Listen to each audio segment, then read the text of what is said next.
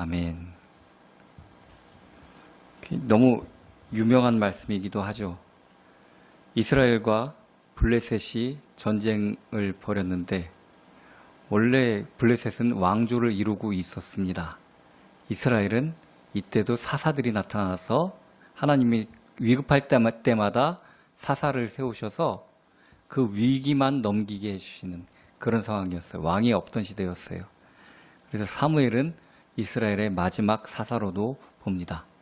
이 사무엘 시대였는데 하나님께 기도함으로 말미암아 하나님께서 이 이스라엘의 하나님께 대한 기도를 들으시고 응답하셨습니다.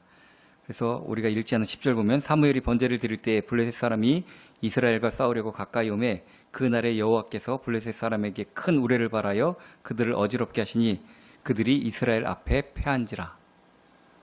이 승패가 얼마나 크게 갈렸는지 이후로 블레셋 사람들이 이스라엘을 쳐들어오지 못했어요. 괴롭히지 못했어요. 그 말이 13절 얘기입니다. 이에 블레셋 사람들이 굴복하여 다시는 이스라엘 지역 안에 들어오지 못하였으며 여호와의 손이 사무엘이 사는 날 동안에 블레셋 사람을 막으심에 하는 그 얘기입니다. 오늘 읽은 본문 중에서 우리가 정말 내 것으로 레마로 삼아야 될 말씀이 바로 이 13절 말씀입니다. 여호와의 손이 사무엘이 사는 날 동안에 블레셋 사람을 막으심에. 하나님이 함께 하신다면은 우리가 근심 걱정할 이유가 없어져 버려요.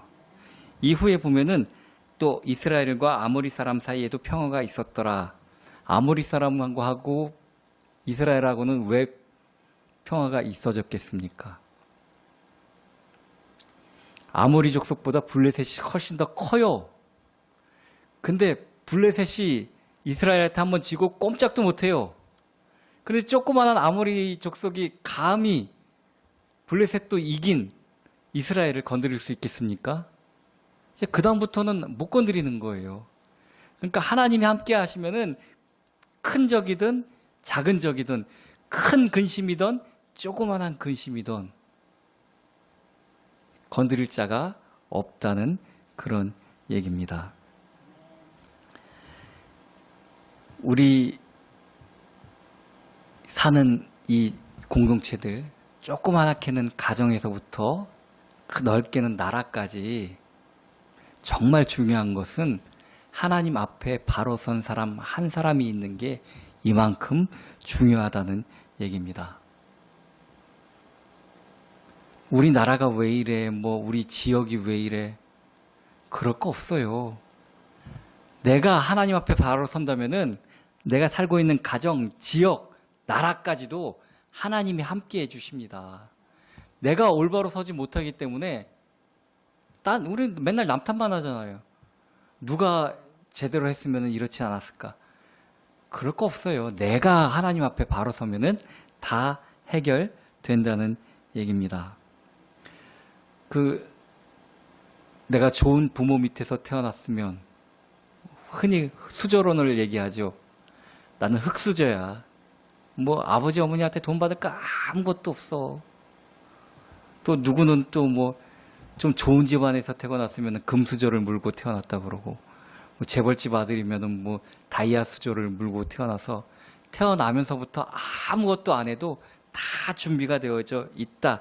그렇게 얘기를 하는데 우리는 정말 감사하게도 다이아몬드 수저보다 더 큰, 더 좋은 믿음의 수저를 물고 태어났습니다. 이게 얼마나 귀한 건지 모릅니다. 이 본문의 주인공인 사무엘도 다른 거 없어요. 좋은 집안에서 태어나지도 않았어요. 엄마도 둘이나 돼요. 그죠? 별로 그냥 그것도 없는데 딱 한 가지 기도의 영성을 물려받고 태어났습니다. 이 사무엘이 물려받은 것은 어머니 한나의 기도의 영성일 수 있는데, 근데 기도도 우리가 무조건 바라고 원하는 것을 구하는 게 기도가 아니라는 것을 한나의 기도를 통해서 알 수 있는데, 처음에 아들 낳고 싶다고 술 취한 사람처럼 교회 와갖고 기도할 때 그 기도 하나님이 들으시지 않으셨어요. 그죠? 근데 주의 종을 통해서 기도의 방향을 제대로 잡고 올바르게 이 시대에 언약 붙잡은 사람을, 하나님의 뜻을 찾을 사람을 원하시는구나. 아니, 이상한 남자들 얼마나 많은데 굳이 그런 아들 하나 더 낳는 게 하나님한테 무슨 소용이 있겠습니까? 그거 달라고 기도하는 게 무슨 큰 소용이 있겠습니까? 근데 그 시대에는 하나님의 뜻을 따라 사는 나실인이 필요했던 거예요. 그것을 알고 하나님 뜻대로 기도했을 때 하나님이 사무엘이라는 응답을 허락하여 주신 것입니다. 그것을 사무엘도 엄마를 통해서 그 믿음의 영성을 물려받았기 때문에 오늘 이 블레셋하고 싸움에서 다른 걸 한 거 있나요? 전쟁을 준비하고 갑옷을 준비하고 무기를 준비하고 훈련을 시키고 이런 거 아무것도 없어요. 하나님 앞에 번제하고 예배하고 기도한 것밖에 없어요. 그리고 하나님의 뜻을 구한 것밖에 없어요. 그때 하나님께서 그가 원하는 모든 것들을, 그 나라가 원하는 모든 것들을 이루어 주셨습니다. 기도의 영성이라는 것이 그런 것입니다. 전에도 말씀드렸습니다. 말을 잘 듣는 것은 물리적으로 귀로 들리는 게 아니라 그 말씀을, 하나님의 말씀하시는 뜻을 알고 그 뜻대로 살아가는 겁니다. 그 뜻을 따라 사는 것이 말씀을 듣는 것이라고 말씀해 주고 계십니다. 이 한나도 솔직히 말하면은 환경을 불평할 수 있었어요. 그죠?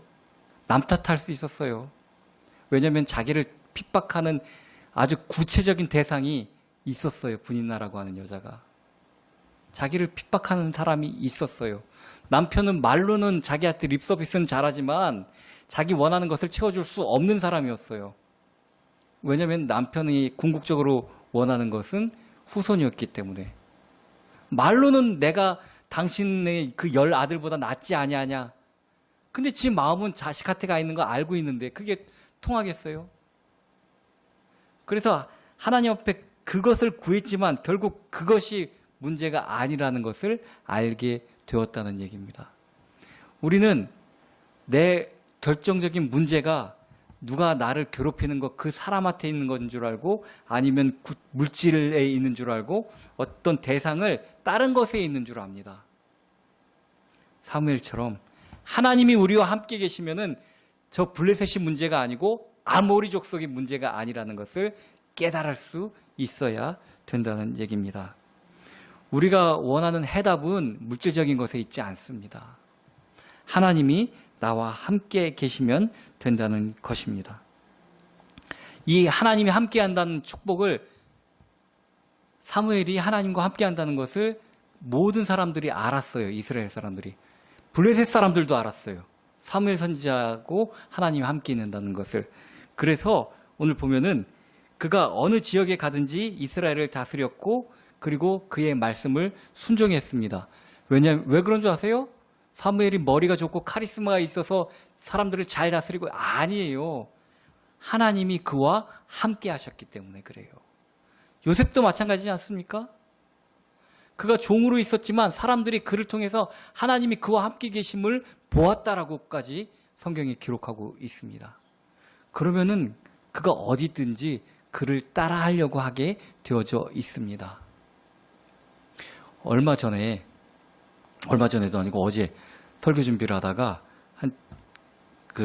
인터넷에서 동영상을 하나 봤는데 노량진이 거의 사람이 안 다니는 도시가 됐대요. 이게 무슨 말인가 해갖고 봤더니 공무원 인기가 점점 떨어졌어요. 전에는 막 경쟁률이 시험 볼 때마다 막 80몇 대 1 막 그랬는데 10분의 1도 안 된답니다, 지금은. 그래서 구급공무원 시험이 이번에 5년 만에 최저치라는데 물론 높기는 높아요. 아직도 8.7대 1이랍니다. 그만큼 이제 공무원 준비를 하는 사람들이 없다 보니까 옛날 정진학원 자리, 저도 그 동네 살아서 잘 아는데 그 큰 한 달 월세가 3억 가까이 되던 데가 공무원 고시로 다 바뀌었었는데 지금 다 공실이에요. 임대 써붙여져 있고 사람 구한다고. 옛날에 노량진역에 강의 시간 비슷할 때 가보면은 그 육교를 다닌 사람들 머리 까맣게 사람들이 어깨 부딪힐 정도로 이렇게 빡빡하게 다니는데 길거리에 노량진에 사람이 없어요. 고시원이 90%가 문을 닫았답니다. 한 10%, 9군데 남았대요, 9군데. 왜 그런지 아세요? 별로 좋아 보이지가 않아서 그래요, 공무원이. 공무원이 그렇게 되고 싶을 때는 멋져 보이고 좋아 보이니까 뭐 누구는 시청 공무원이래더라, 누구는 뭐 무슨 교육 공무원이래더라 그러면은 아우 좋은 데 다닌대요 그러고 부러워했습니다. 요새는 공무원이라고 그렇게 좋아하고 부러워하지 않아요. 그냥 기본 정도 했네 그럼. 요즘 뭐를 제일 각광받습니까? 뭐 어떤 직업이? 의사라고 그러면 우와 그러죠. 나머지 건 다 그렇습니다. 돈 많이 버는 직업이라면 모를까 공무원들 구급 공무원들 기본 초봉이 200만 원밖에 안 돼요.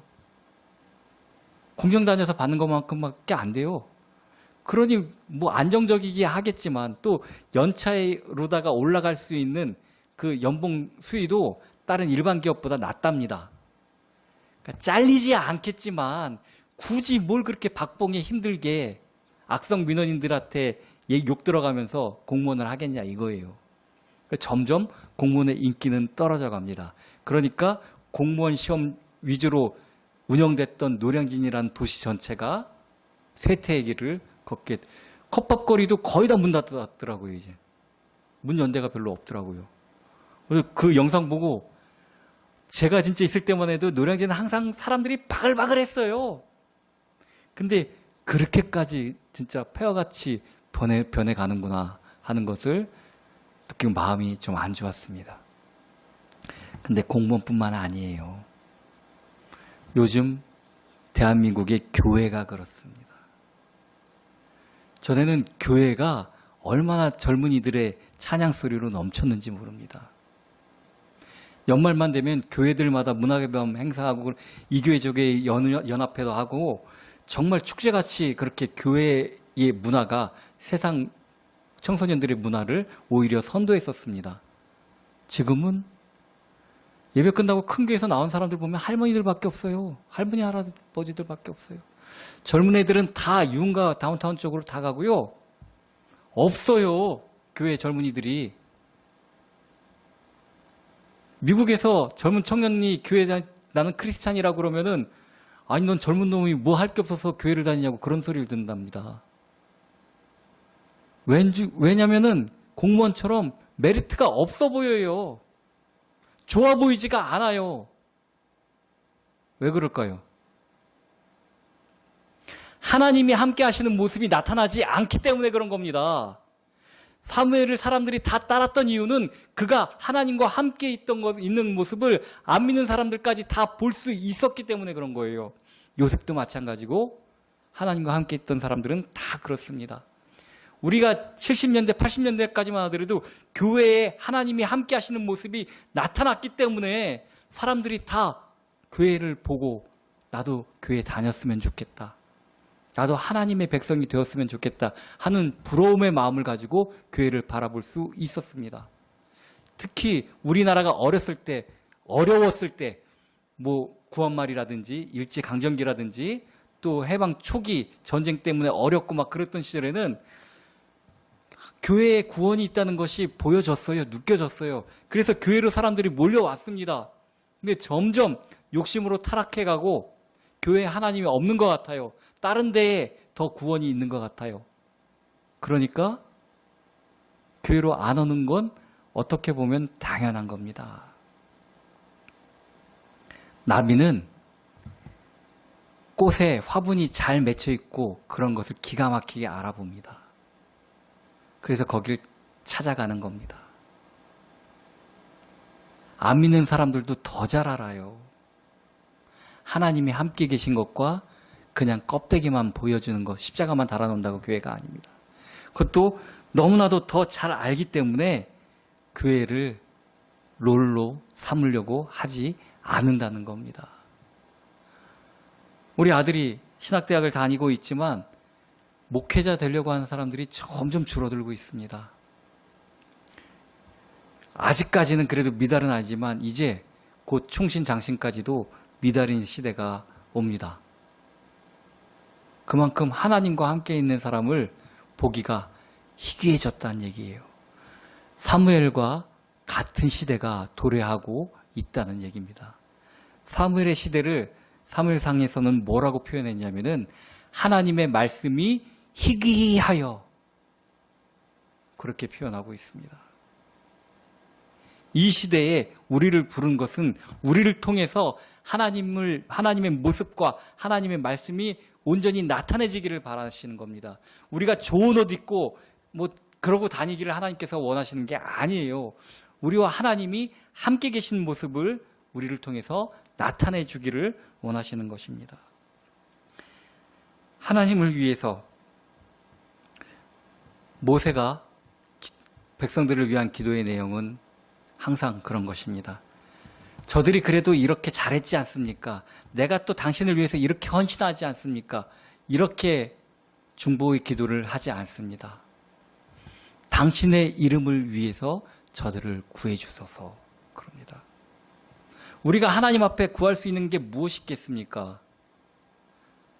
없어요. 내가 이만큼 했으니까 이만큼 해주세요 할 수 있는 조건이 우리에겐 아무것도 없어요. 그 대신 우리는 하나님 것 아닙니까? 우리가 잘못되면은 하나님의 이름이 멸시함을 받지 않습니까?